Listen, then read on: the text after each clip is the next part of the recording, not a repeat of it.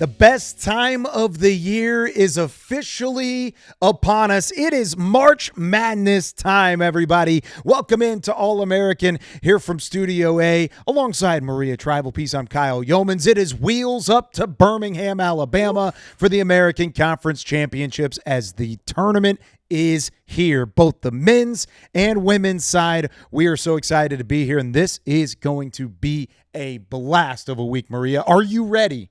I don't know if I can ever be ready for March because it's about to be, I know you hate the word chaos, but Kyle, that's what March is. That's my one time I'm going to use it today. Use it. I'm using it one time. Complete chaos. I'm excited for both the men's tournament, the women's tournament. Ready to rock and roll. Maybe. Ready to rock and roll. Maybe. Have you gotten enough sleep this week? Because I we go think straight so. from here to Birmingham, and then you're not sleeping the whole week we're out there. Absolutely not. Definitely not enough sleep this Very weekend. nice. Well, good. All. That's good. That's what it's supposed to be. It's March. Exactly. It is madness. It's funny because I think people say, like, we can sleep in May, but, like, those are people who don't cover softball. So then you go to June and go to June. July. But if you cover baseball, then you'll sleep in July. And then it's football media Then you day. got to go to training camp and everybody's getting ready for football. Yeah. So anyway, we'll sleep maybe. Never. Let's get into it. It is tournament time. Let's take a look at both of these brackets. It's a new format this year. And this is so interesting because now you reward all the teams for the extra buys. Of course, 10 of the 13 teams have made the tournament. Not all 13 teams are going to Birmingham. And we feel bad for the 3 teams that miss out in each of the men's and the women's side. But you got to earn your keep, and that's what makes the regular season important this year more so than last year. Also, you tack on the semifinal bye, the quarterfinal bye, and you tack on what they do going into the second round as well. I mean, this is a different format and a different tournament than years past. Where do you feel like the strategy is going to play out the most whenever we get to Birmingham and really hit the hardwood? It's so interesting because it's that argument between rust and rest. Yeah. Rust and rest. I was like, I couldn't remember the second word. Rust and rest. So what's going to help? And I think if you're a coach, you got to play whatever helps your team. So if you have the buys into the semifinals, the rest is going to help us so much. And then if you're the team that has to keep playing and winning, we like to catch teams when they've had too much time off. So I don't know if that totally answers your question, but that's what I'm thinking about going into this tournament. And I also love this format so much because I think that the regular season should mean something, right? Yes. And I think that teams that have great regular seasons should be rewarded. I think about the UTSA women last year and the season that they had, and they lose in that first game in Dickies Arena. And I don't know, like, that was such a great year, and they didn't have an opportunity to continue. It might not have gone differently, but I like this format. I like the way it's playing out. I like the fields that we have set, so excited to see it all. Yeah, it's going to be incredible. Let's start with the women's bracket and what we've got, at least for the 10 teams in the women's bracket. And, of course, you go right there at the top 6. Rice leading the way, undefeated all the way through the regular season, and they end up being the best team in the conference as a whole. And it's really not argued. We've known Rice and East Carolina were number 1 and number 2 for quite some time. Then you've got 3 and 4, South Florida, Tulsa, North Texas, UTSA right there in the mix. I mean, this is a tournament with at least those 1 through 6. Let's just start there. Okay. Those teams at any given point can possibly win this tournament, but it feels like outside of Rice, each team has its own flaws that are going to be something that might give them away whenever we actually get to playing the games. I feel really confident about Rice. I think we talked about it on last week's show, just how even though they're undefeated heading into the tournament, I think that they have so much confidence. They have so much calamity within them. I think that's the word I'm looking for. The way that they... I like that. I like it too. I sounded really smart when I said that. But I think the way that they just approach everything, I feel confident that they're going to continue to perform at a high level in the postseason. However, I will never count anything out during March because anything can happen. We saw the number 1 seed go down a year ago. I believe, though, in Rice's ability as an entire team. I believe in the way that they're coached. I feel pretty good about them. The other teams I feel good about, but I'm just unsure whose weaknesses are going to come to the forefront. I know we're going to talk about Cinderellas and picks later on, but I think you made a great point on last week's show that the defense is something that travels because of shooting in a different arena. And so How's that going to play a factor? That's something that we won't know until we get to Birmingham. Yeah, I think when you look at East Carolina, I mean, that's a team that does a little bit of everything well, too. They're one of the few teams that are top 5 in both scoring and opponent scoring throughout the year. You've got a high-level player in Kennedy Fauntleroy. You have the back-end talent like a Kiana Rimbert and all these different players that have made an impact throughout the year. You can score inside and outside. They're well-rounded, but and we've talked about this before too, they're not as well-rounded as Rice is, and they don't have the same depth that Rice does. So can they win the tournament? Absolutely. East Carolina has every piece of the puzzle to possibly win a tournament in March. You've got to do it against Rice. And luckily for them, they won't have to see the Owls until that final game. Right. So if that's the case, then, hey, one game, winner take all. Let's see what happens. You got to do it for the money. But when you've got a team like Rice that's won a program best 20-plus games in a row, then all of a sudden they are going to take center stage. I also don't want to count out South Florida yet either. Oh, I can never count out South Florida because they came into this tournament as a 3 seed a year ago, and we've said it so many times. I know we sound like a broken record, but they have one of the most talented teams in this conference, and the big thing for me too is that experience on this team as well. You have players like Katie Davidson, Carla Brito, Eden Battle, who have played a lot of college basketball, and the players that are returners that have played a lot of college basketball won this tournament a year ago. They know how to play in those big games in March. And so I think they're that scary team. You know, we always talk about Memphis lurking in either football or men's basketball, maybe not as much this year, but I think that this South Florida team is lurking. We haven't talked about them quite as much because they dropped a couple games. And so that's one team that I know we can't put Cinderella on them because they're a little bit too high, but man, that's a team that's scary come Birmingham time. Yeah, and they always find a way to win in March. And what do you hear about college teams? You get old, you stay old, right? Yeah. And you look up and down. Let's just talk about their starting 5, not the depth. And that's we talked about it. There are teams that have different things wrong with them. For North Texas, it's turnovers. For UTSA, it's scoring. For South Florida, it's depth. They don't have the same level of depth as some of those other top-end teams. But the talent that they do have in the starting 5, graduate transfer, Katie Davidson. Eden Battle, graduate transfer. Laura Putu, graduate.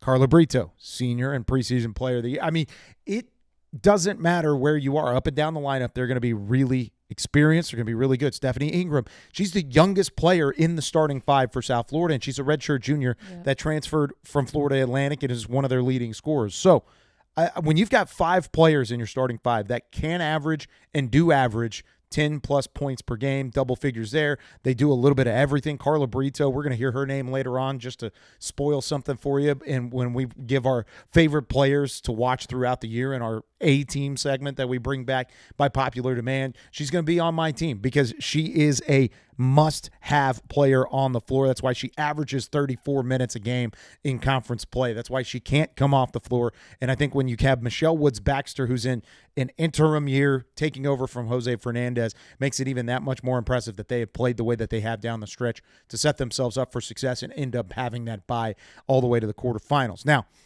the teams outside of the top 6, who you talked about Cinderellas, who can be that Cinderella? Because I find it hard to believe we're going to look up and see a team winning the tournament that's not in that top 6 that we just talked about. Yeah, so do you want me to give my no, we're going to give our No, we'll give that later. In a minute, but just talk about the rest of the group. Yeah. Okay, all right. So I think Temple's a team that has pieces that I think they could be good. They just have underperformed all year. Sure. And they have the leading scorer in the conference in Kayla Turner. She is just a scoring machine. She's so dynamic to watch on the floor. They have players like Tristan Taylor. I think that they have the skill set, but for some reason they just haven't been able to put it together.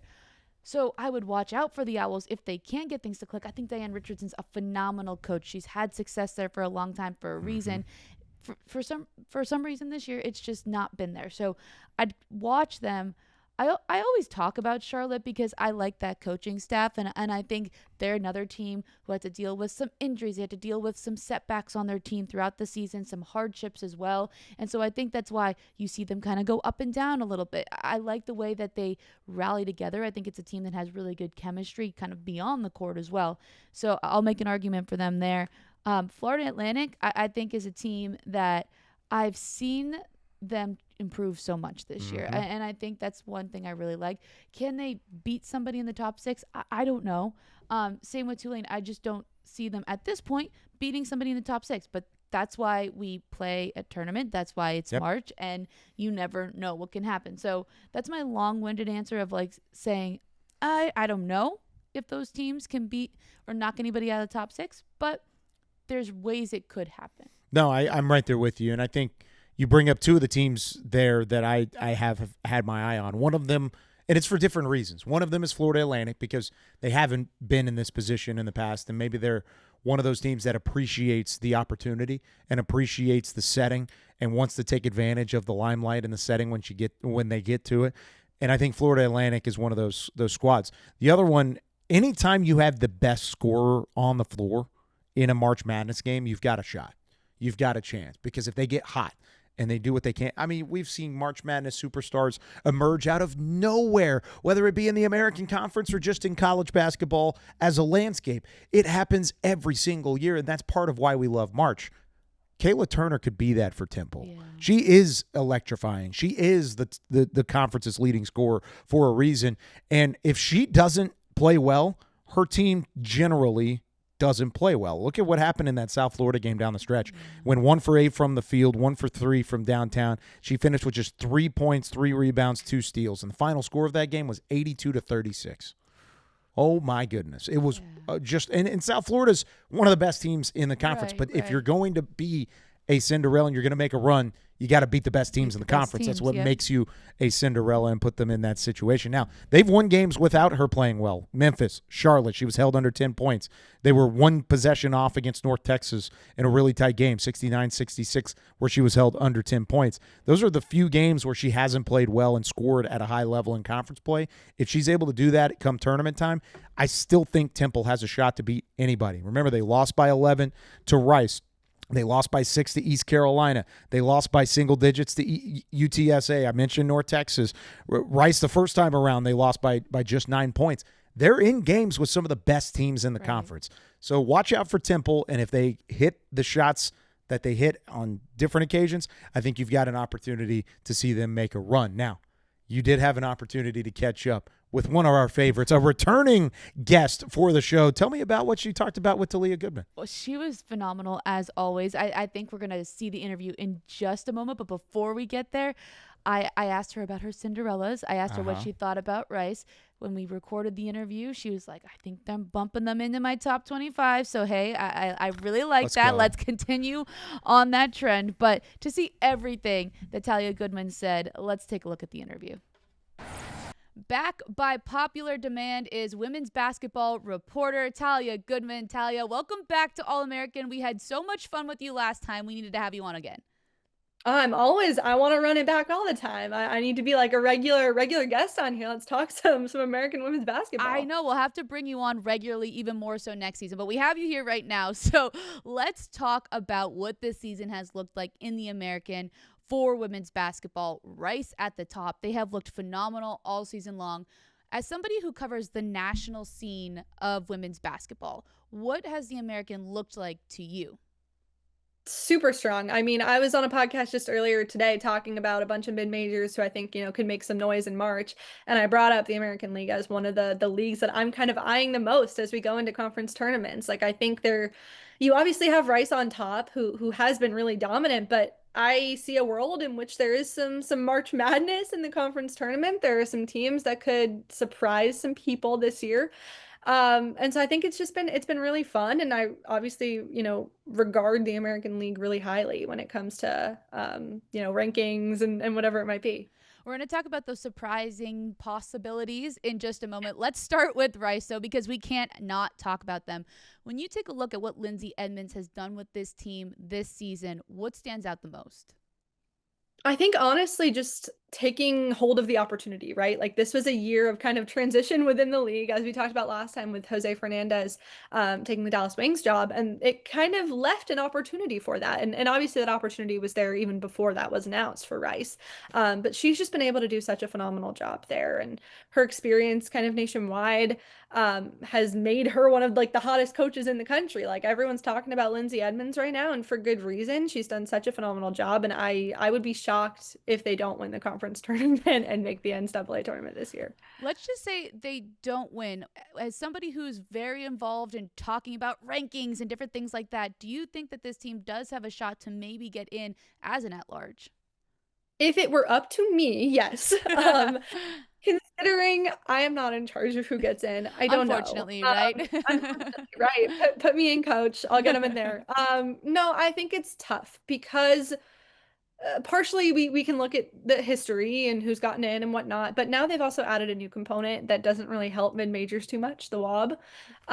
Not the most helpful metric when it comes to getting mid-majors in as at-larges, right? So I think that doesn't help, but you look at what they've done, they haven't lost a game since like November, right? So Right. it's sort of a Miami of Ohio situation on the men's side a little bit. You look at that.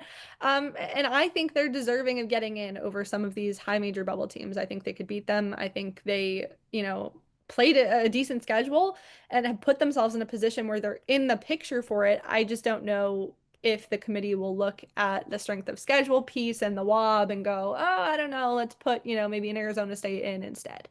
Well, you do not make the decisions. We're just going to go with your decision because here at the American, we like your decision to have Rice in the tournament no matter what. Let's talk about some of the other teams in the conference. So ECU sitting at the 2 seed. Kim McNeil has done a phenomenal job with the Pirates this season. For you, what has stood out the most about that program? I think they just came out of nowhere a little bit for me. Like they weren't really on my mind when it came to, looking at the number 2 team in this league and what they've been able to do, what they were able to do in the transfer portal, really stands out to me here. It's rare to see, mid-majors have that kind of level of success in the portal where you're able to get some high major kids in there, and they're going to impact the game from day one, right? And that's exactly what's happened at East Carolina. Obviously a very well coached team. And I think it actually helped them that they came out of nowhere a little bit. People, weren't expecting it. They were that surprise factor. One team that has never been a surprise in the American has been the South Florida Bulls. Now, we talked about Jose Fernandez leaving and how that opened some things up in the conference, but they've done a good job of climbing back to the top. And before we even hopped on before I even hopped on the call with you, we were talking about how they were the 3 seed last year and still won the tournament. So can you see South Florida finding a way to win the American again? I'm never going to count them out. Like literally ever, no matter who is at the helm, no matter the personnel they have, I'm not going to count them out because they've proven, like you said, that they can do this. They have the talent this year, no matter what. Like they headed into the season with player of the year. Like they have the talent and they're capable of doing it. It's just about consistency with them. So if they can pull it together for a couple of games and have some big time performances, like I'm not going to count them out of winning the conference tournament here. We never can count out the Bulls, especially what they've been able to do in the American. You mentioned the preseason player of the year in Carla Brito. Now, the surprises. That's the fun part of March because we can never predict anything that happens. We can't predict who gets in the tournament. We can't predict who's going to upset who. When you look at the American, which teams could be your dark horse candidates for causing some chaos or surprises in Birmingham? I mean, North Texas is the one I said to you last time, and I'm sticking with it for now. I don't know how much of a surprise it is. I think they're 4th right now, Yes. but extremely well coached, have the talent to succeed. And I think, we've seen what they can do. They've won 11 games in league play. They're certainly capable of beating these teams. Kind of similarly to USF, it's a matter of consistency there. Temple was one that I'd looked at like earlier in the season and had seen what they'd done and was really impressed by it and the talent they have. I don't know if I think they're capable of winning it, but I think they could maybe make a run and knock a good team off. But there's a lot, it's a league full of parity. Obviously the teams at the top are so strong, but then you get down to the middle and it's some really well coached teams with a lot of talent. Anything can happen in March. If you are indeed correct in North Texas or even Temple pulls off some major upsets, we'll have to circle this clip, post it all on social, Talia, so we can prove that you were right. But thank you again so much for taking the time to break down the tournament with us. I know you're busy. You'll probably catching a flight right after this. So thank you again. We're so excited to follow your content all throughout March.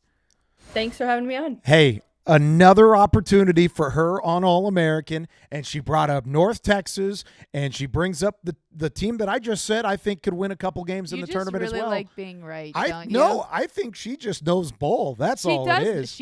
Nobody knows ball like Talia Goodman knows ball. She knows ball. Ball. Like, her level of elite ball knowing is up here. Yeah. And mine is just trying to reach that one day. Yeah. So we appreciate Talia as always. I wish I could have been there for that interview, but that's okay. We had it last time. Yeah. She'll be back again down the line. All right, time to get into our A teams, and we're going to go on the women's side of things first. This is not necessarily the all-conference team. This is your favorite and my favorite. Doesn't have to be the highest score. Doesn't have to be the highest statistical category. This is just gritty, downright awesome basketball. If you were to fill the team, and we're picking teams on the blacktop, these are the types of players that you would want to fill up your starting five. How about I go first? All right, go for it. All right, I'm going to start in the post. Okay. Megan Nestor, North Texas. Best rebounder in the nation for a reason.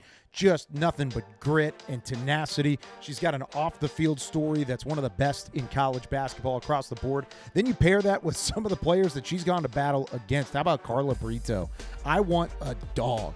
I want somebody that's going to definition of dog. Absolutely. She's going to bite your face off if you don't necessarily, if you get in her way, she's going to make you get out of the way, and that's the type of player I want. Same can be said for Kennedy Fauntleroy, but she does it with a little more finesse. Great on-ball defender, closes out on the perimeter, does a lot of the little things right, and remember, we talked about it earlier this year. Coach McNeil wanted her to win not only the Offensive Player of the Year and be the top scorer in the conference, she wanted her to be the Defensive Player of the Year, and she's been close to that, one of the best defenders in the conference. Speaking of all-around players, you got to go with Haley Adams. Yes. She's not the highest scorer. She's not the highest rebounder. Actually, she might be the highest rebounder. I really don't. I don't know. Second in rebounding. Second in Megan Nestor. There you go. Yeah. Okay, so right there, she's the highest rebounder on that Rice team. If you're talking about a team that's all around and has the depth and not one player steps above, I'm looking at the player that does everything else right and does everything and a little bit of everything right at times. She is that person. And then Maddie Cartwright, I wanted a sharpshooter. I want somebody that's going to light it up from downtown, that at any given point with the right spacing on the floor, they're going to put up a shot and it's going to go down, and that's Maddie Cartwright for me.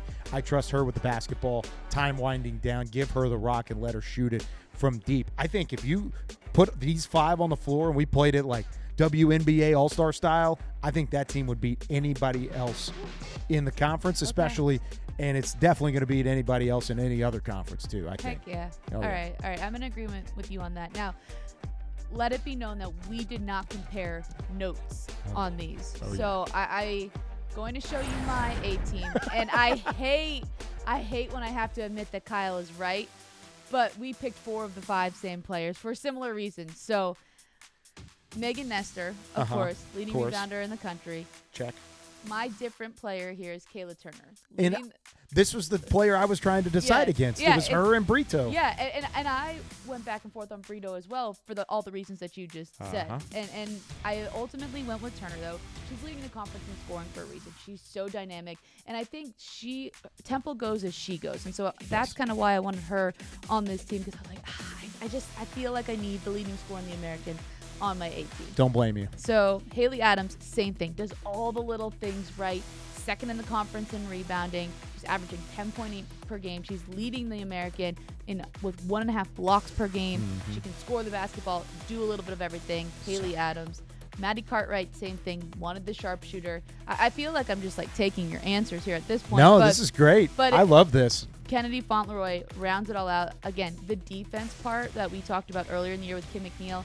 She's averaging 2.7 steals per game, 10th leading scorer, so good defensively. So that's my A team, very similar to Kyle's. We did not compare notes on this at all. We just happened to be that close, that aligned on that one. I also want to apologize to Kayla Turner specifically because of the lack of Rice wins, especially down the stretch. I don't think she got the love on this show that she probably deserved. She's one heck of a player, and she does everything well. She rebounds, she facilitates. She's shooting a 41% clip. I mean, it's really impressive what she's done. So I hope she goes on a run in March because I want to be able to talk about it later on, and I want to be able to say, hey, this junior out of Jacksonville really put on a show at Temple and made it happen. But I think she definitely deserves to be on those teams. Now, what about Cinderellas? Ooh, okay. What are we thinking for Cinderella as a team? And this is how I'm going to classify Cinderella. Yeah, that's why mine might be not in your classification. But Well, I'm going to say if you're in the top 3 of the men's or the women's side, right.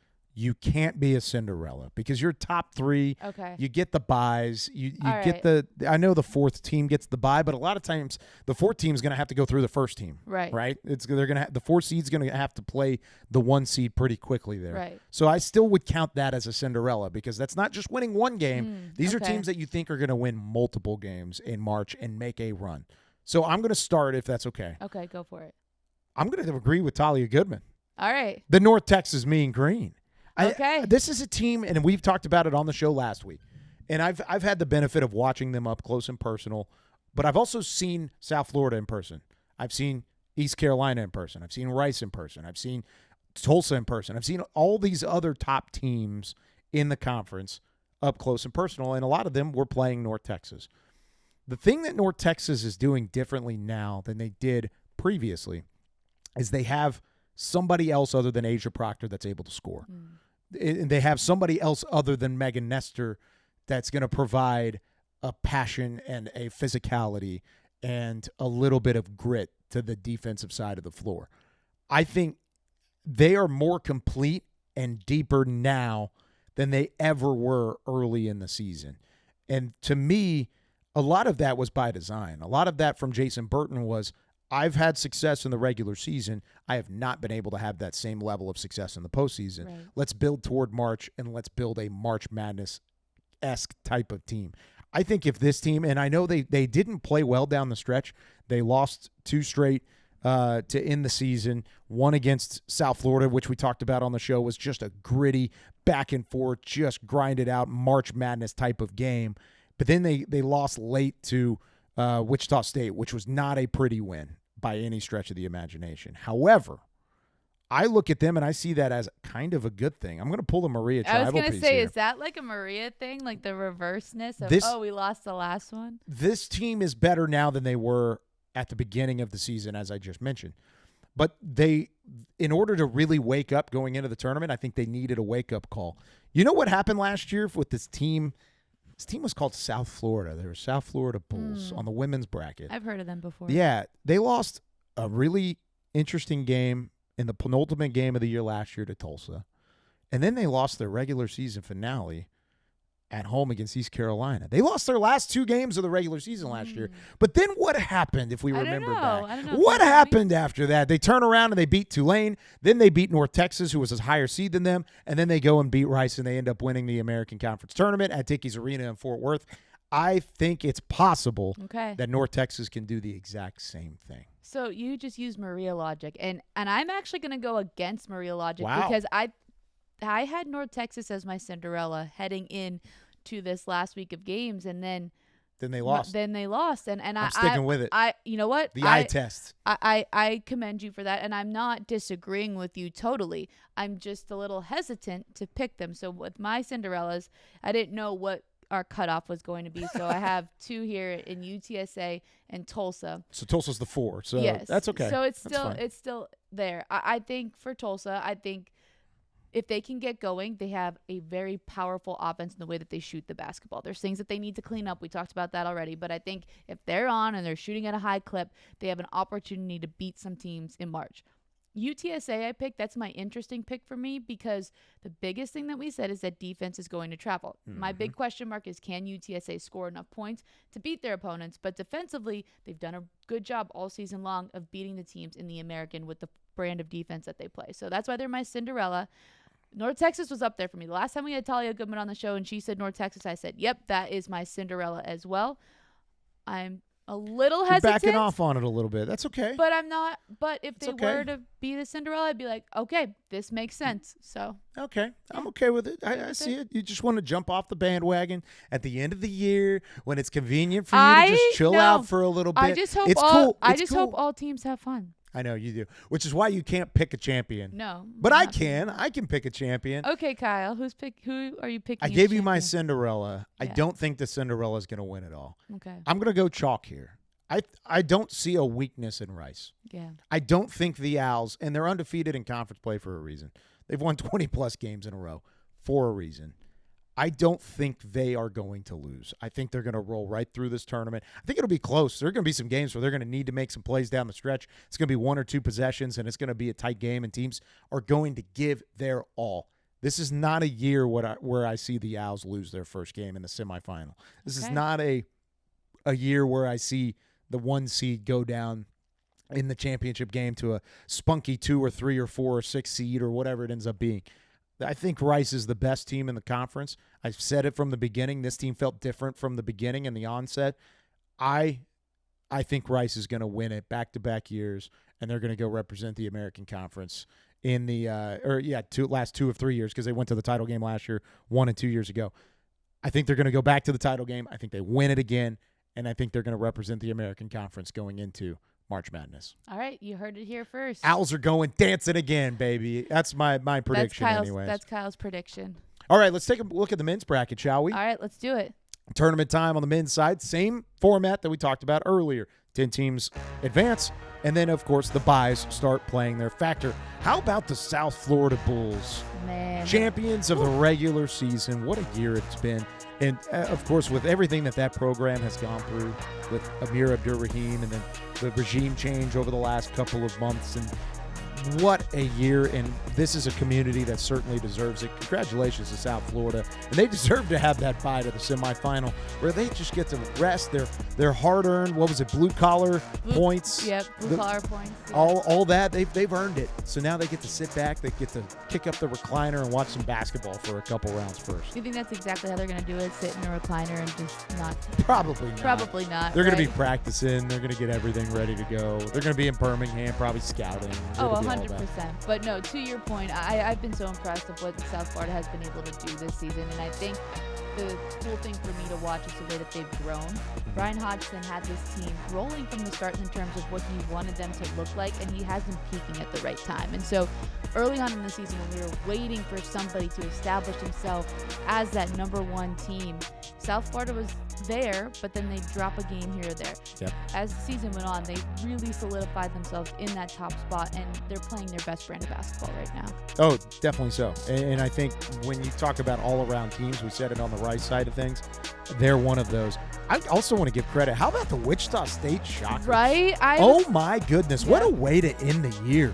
Yep. This is a team that is, you talk about playing their best basketball. I mean, they get the win against Charlotte, the win against Tulane, then they lose one against South Florida, and then they just rattle off win after win after win after that.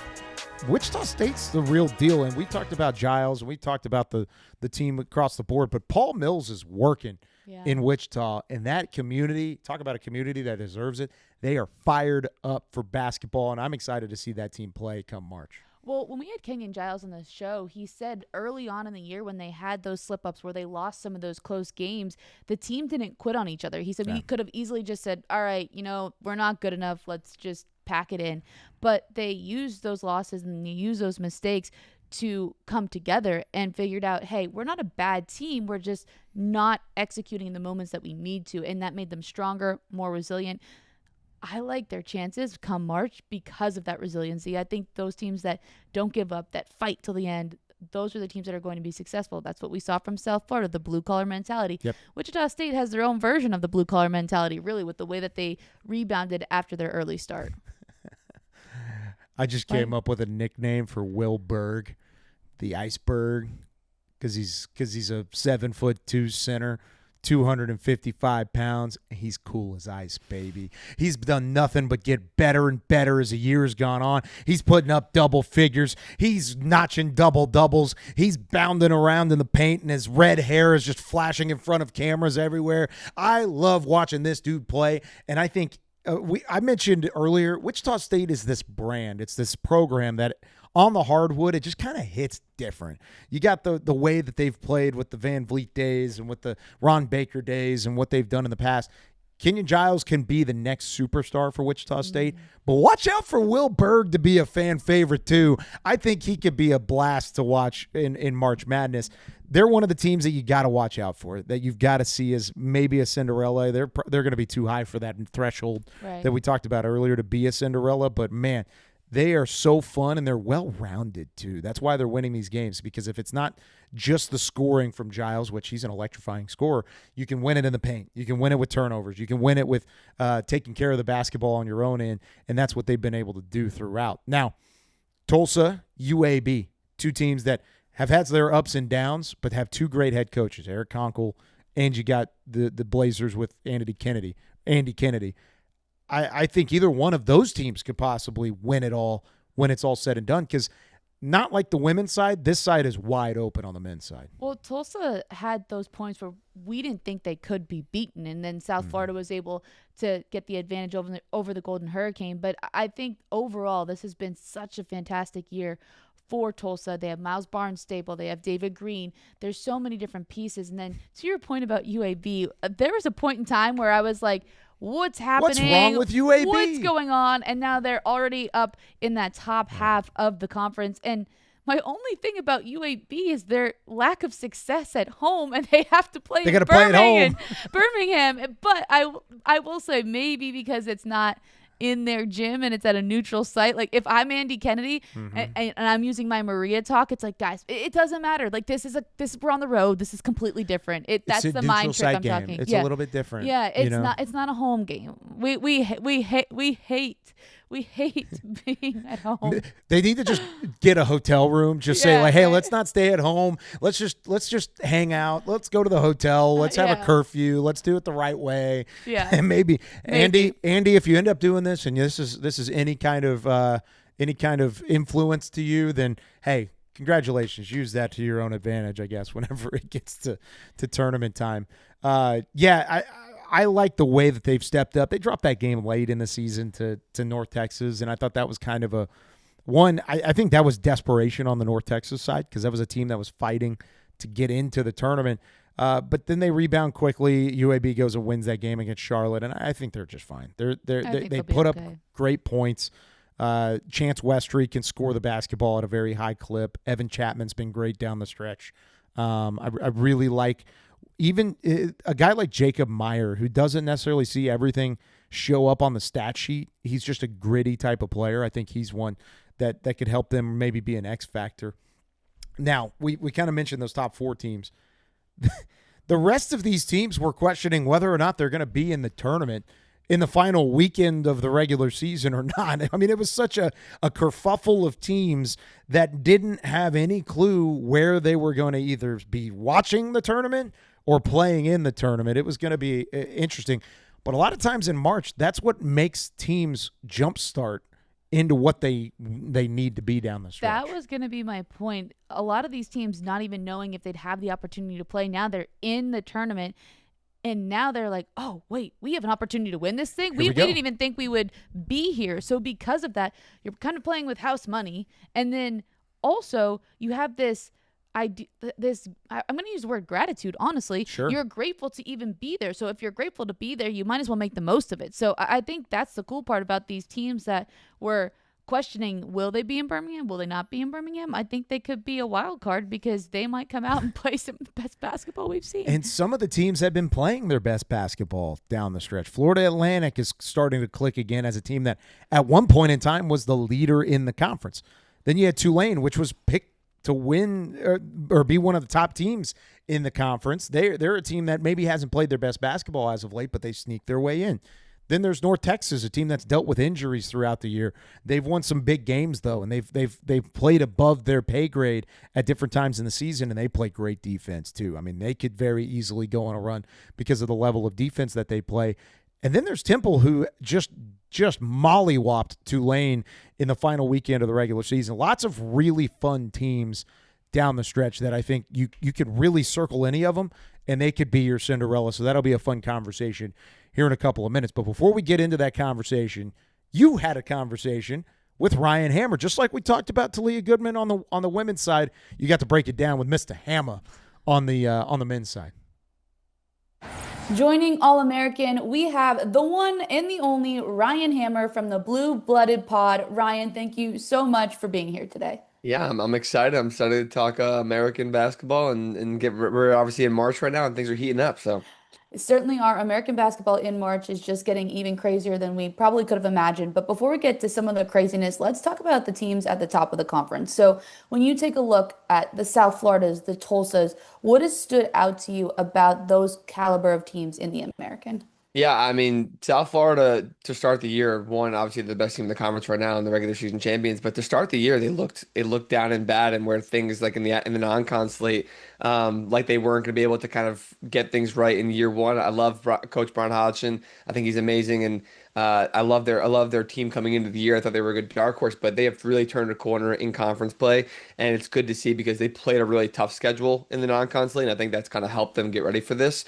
And then Tulsa is a team that hasn't been like super relevant on the national stage in years and so long, so it's really good to see them have this opportunity. I think their offense is absolutely fantastic. I think it's rated top 20, 25 in the entire country on most analytical platforms. So really, really cool to see that. And those two teams really metrics wise, especially, and the eye test, I'd say they compare to some of the better big powerhouse teams in the country that are going to be in the tournament. So it's exciting because the top of the league can compete with teams in the first and second round of the NCAA tournament, whoever is going to end up getting there. And we've seen that in the past with Memphis and obviously some other teams in the past. But I'm excited. We're going to talk about those postseason chances in just a moment as well, but I want to also talk about some other teams right at the top, in particular Wichita State. When you take a look at them, another team that didn't start off the year great, but as they've progressed have gotten better. For you, why do you think that is? I love the way they play. I think the way they take care of the ball, the way they absolutely demolish the offensive glass, and I think they're like third or fourth in the country in second chance points per game right now. And they're not a big team, and doing that is on the scheme and the type of players and the coaching staff they have. Another team program that like was super relevant like a decade ago, like more than any program in the country at their level. And obviously it helped them take a step up into the American. And it's really good to see them back because like the Shockers just bring nostalgic vibes, but I love the way they play. I think they're great. Nostalgic vibes is a good way to put it, and they're trying to be more relevant vibes at this point in time, and they have to this point when we're recording this podcast. Other teams in the American, the middle of the conference has been somewhat of a kerfuffle. Some teams are better one week, some teams fall down. It's like March Madness began like back in February because we didn't know where people would be. So for you, when you take a look at some of those middle of the pack teams, who do you think can separate themselves as we head to Birmingham?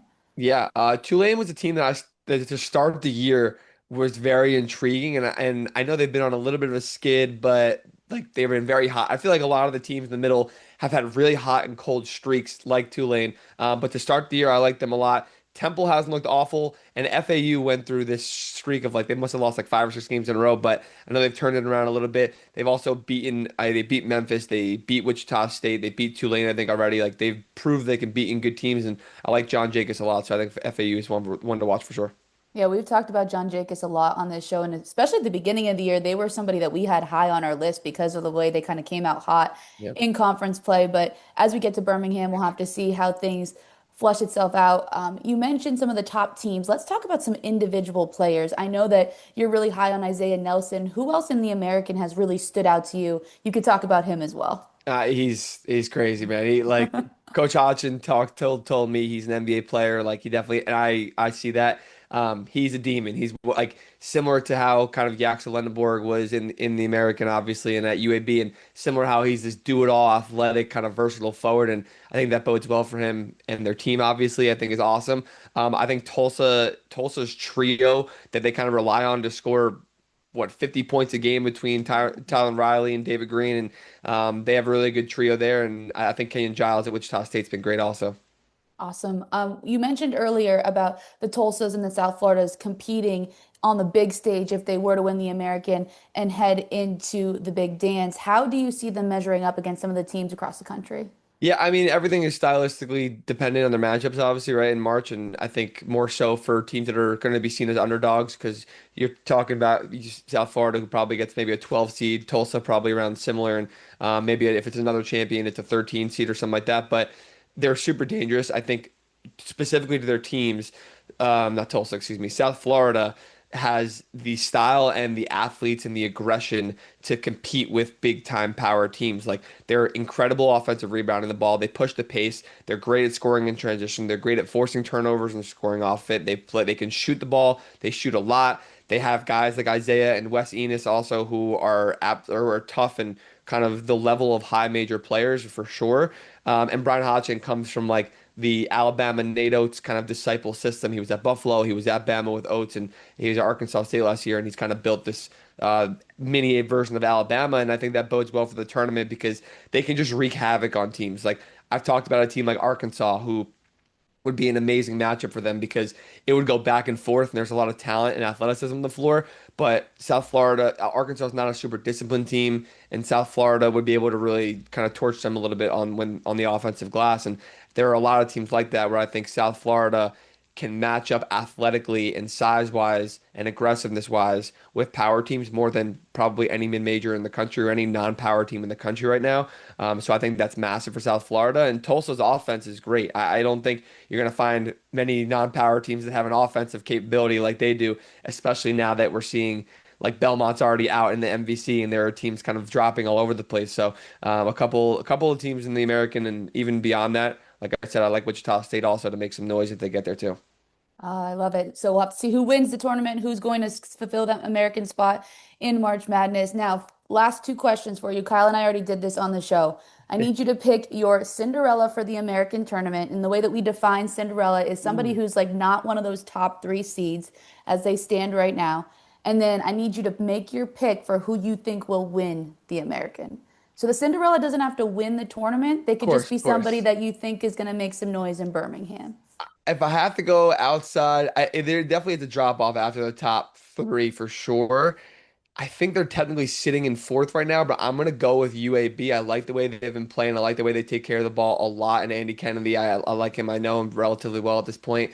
And South Florida's got to be my pick. I've been high on this team. I think people know that. I also just want to see them in the tournament because I think they will best represent the conference in terms of upside and capabilities and ceiling in the NCAA tournament. And if they went to if you told me they were in the Sweet 16, I wouldn't be that surprised, honestly. Awesome. Well, those are your picks. Ryan, thank you so much for joining us here on All American. We really appreciate your time. Of course, appreciate you all for what you do, all right? Ryan Hammer, that was a fun conversation. Awesome stuff. And honestly, if you don't follow the Blue Blooded Pod, you got to go follow it. Right. It's everything you need in college basketball all in one place. He does a good job of talking about not only the league of the American Conference, but other leagues as well. And I think it's worth a follow, worth the discussion. Awesome to have him on, and I hope it's not the last time we have him on either. I know, he was a lot of fun, and again, he has such great content. And as we get into March, those are the exact kinds of things you want to be paying attention to, you want to be following, so that you can tell all of your friends all the things that you learned on All American or any other podcast that you're listening to. But please do. Mainly All American. Yeah, that's the number one. But subscribe, like, follow everybody, because we've got 8 teams to talk about. Let's do it. All right. Which one you want me to start? Yeah, you start. All right, I'll start it. Let's go. 8 team for Kyle on the men's side. Once again, this is not the A team as in the number 1 team across the board. This is the best players that I would fill out a roster with out of the conference because of their tenacity, because of their resilience. Jordan Riley, he's the one-man show for East Carolina. Video game numbers. Oh, my goodness. And video game highlights, too. Right? He's been on All-American top plays every 5 minutes. Every time I'm calling a game, I'm like, let's go to Maria Trivelpiece in Studio A, and it's Jordan Riley finishing it out with some incredible dunk or play or whatever it ends up being. He's a walking highlight reel. He's an incredible leader. He's a guy at East Carolina that I know they were hoping to have more success around. Unfortunately, injuries got in the way of that, and that's an East Carolina team that I've said it before. I'll say it again. I hope Coach Schwartz continues to have that program moving in the right direction. He's one of the smartest basketball brains out there right now, and I think he deserves another opportunity to build that roster in the right direction. I think he'll get that opportunity. I want to throw that out there. Jason Stevenson, kind of in the same boat. They lost, North Texas lost Will McClendon early in the season due to an ACL injury. He was supposed to be their one guy, and Stevenson was kind of the number 2. More of an on-ball defender, more of a mentality, tone setter type of guy. But when McClendon went out, everybody kind of looked around and said, who's going to be the guy? Ja'Shawn Stevenson has stepped up as the guy, and he's done so at an extremely high level. He's one of the top scorers in the league. He's still one of the best defenders in the league. On-ball defense, turnovers, all of that. Turns live ball turnovers into points a lot of the time. Gets to the free throw line a ton. I think he's tremendous, and he's an effort player that needs to be on a list like this. Same with Isaiah Nelson. This is one I got right, everybody. It happens every once in a while, but I got this one right. The first show of All-American Basketball Edition this year, I said, mark my words, he needs to be in the conversation for Player of the Year. He may not be the Player of the Year, but he needs to be in the conversation. And I think it's safe to say as we go into tournament time, he is in the conversation. He may not be the guy because there have been the other guys like Kenyon Giles and some of the guys that have stepped up in a big way. But I think Isaiah Nelson needs to be the conversation because I believe he's the best player, most all-around player on what has been the best team most consistently throughout the year in the American. Isaiah Nelson. Same thing for Kenyon Giles. When they've stepped up down the line, he's been that guy. He's been a scorer all year long. I needed a shooter. I needed a dude, ice in his veins. That's what Kenyon Giles brings. And then David Green, all-around player again. Good rebounder, good facilitator. He can play on the ball. He can play off the ball. He can shoot. He can do a little bit of everything. We're going to be looking up and seeing him, I think, in draft conversations. And if it's not the NBA draft, he's going to be playing pro somewhere for a long time because he's got the right build, the right skill set, the right mentality. I wouldn't mind seeing him on my Texas Legends in the area too. If I'm already talking to the GM trying to get him to see if there's a draft there, if he ends up in the G League or wherever. But I think David Green needs that fifth spot. And like I said with the women, Kyle and I did not compare notes, Did not. but there's a lot of similarities. Again, only one player off. I put Rowan Brumbaugh on there instead of Ja'Shawn Stevenson. That I was like, preseason player of the year. When he plays well, Tulane wins games. Yeah. I think that he's more of a complete player, and not than other people, but that's why I think he's a complete player. That's why I have him on there. So that's my one different one. Jordan Riley, video game numbers, same thing that Kyle said. The way that he has just helped that team win some games. Again, the injury bug got East Carolina. Jordan Riley's on my team. Isaiah Nelson, who Kyle was right about. Woohoo! Giving you that. Kenyon Giles, again, we talked about him a lot on this show today. Complete player. David Green, complete player. So we're aligned again, 4 out of 5. Rowan Brumbaugh and Ja'Shawn Stevenson are the two differences, but either one of those I feel like could have been swapped in. No doubt about it. And here's why I agree with you so much on the Rowan Brumbaugh conversation. I have Tulane as my Cinderella. Really? I do. And this is it's kind of a common theme, I guess, because I'm picking teams that didn't necessarily play well down the stretch. Right. I picked North Texas on the women's side. I'm picking Tulane on the men's side. They've gotten their doors blown off 3 straight games. I mean, Tulsa, South Florida, Temple, they did not play well in any of those games. But I can't necessarily look at this Tulane team and say, okay, you beat UAB, you beat East Carolina and Florida Atlantic and UTSA. You're supposed to win those games. You won some games you probably shouldn't have this year. And I think they still have one of the best players in the conference in Brumbaugh. So if that's the case, and you've got Woods, we talked about him as kind of a guy that's an X factor, Asher Woods, the senior, who right now hasn't been playing his best basketball, had just 4 points against South Florida, had just 7 against Temple. I think if he picks up the pace and he plays his brand, then all of a sudden you're going to see Tulane winning some games in March when I don't think they were initially. Do I think they're going to win the tournament? No, I don't. I don't think they're that good of a team, but I'm going to mark them as my Cinderella pick just because I think they're not going one and done. They're going to win a couple games. They might have the talent level to upend somebody in the second round too. All right, my Cinderella is Florida Atlantic, and I think that it's a team that we were so high on earlier in the year because of what they have, and I think that if they play like they did at the beginning of the year, which we know they're capable of, they could cause some problems in March. I also think they're playing well as of late. They only lost by a point to North Texas, and they beat Temple. They beat Charlotte in overtime. They have guys like Josiah Parker who have been really good for that Owls team, and so I think they could win a couple games in Birmingham. And again, earlier in the year, we saw them playing so well. If they could find that again, I like the Owls as my Cinderella. I like that too, and I've been very outspoken. I think John Jacobs is an incredible head coach. This is a league that is blessed with great head coaches across the board. I think they're a really good one. But there are some that are just a little tick ahead of everybody else, and that's Jacobs for me. And I think he's going to have that thing right and rolling in the right direction. Are they the Final Four team that Dusty May had back in 2023? No, they're not. But they are still a really good ball club, and I think I was impressed. The one game I did see them in person against North Texas, just went to that game as a fan just because I wanted to see, at that point, what was going wrong with Florida Atlantic, and I came out of it thinking, there's not that much wrong. They're close. They're there. They could win some games as well. You can't pick a champion. I hope everybody has fun. I can pick a champion. Here's the thing. Early in the year, I watched the team play a non-conference game up close and personal. I said, man, that team's built.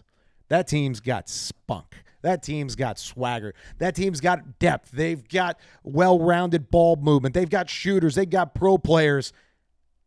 I also think the Tulsa Golden Hurricane have a championship caliber squad.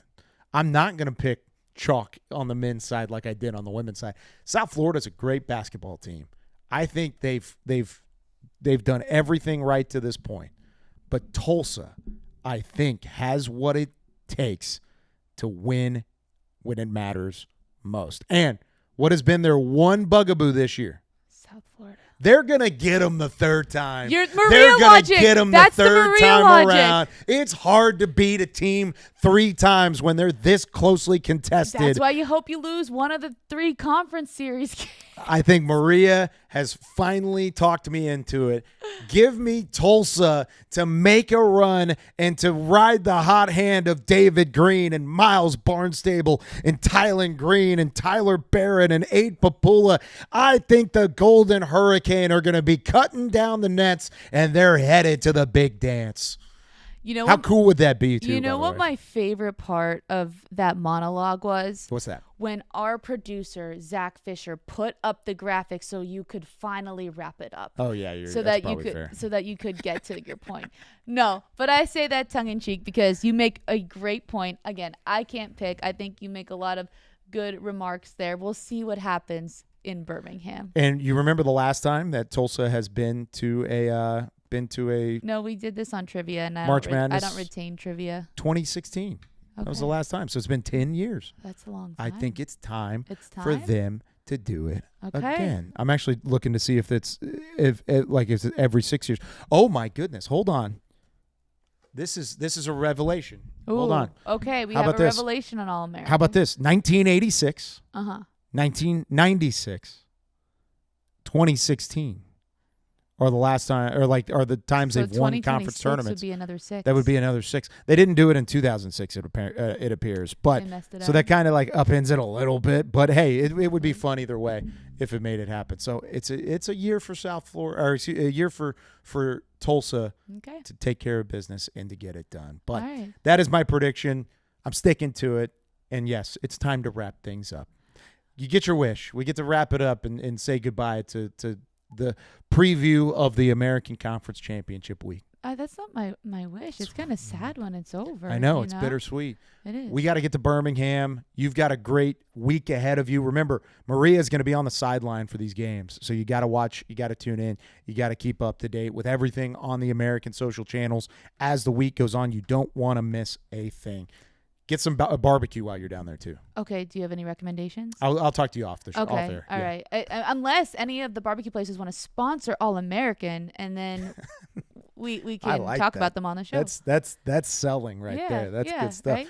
For Maria Trivelpiece, for Zach Fisher, Corey Bullen, and our entire All-American crew, I'm Kyle Youmans saying so long from Studio A. Enjoy March Madness. Enjoy Champ Week. It is finally here. Can't wait to see you out in Birmingham. We'll see you next time with more All-American.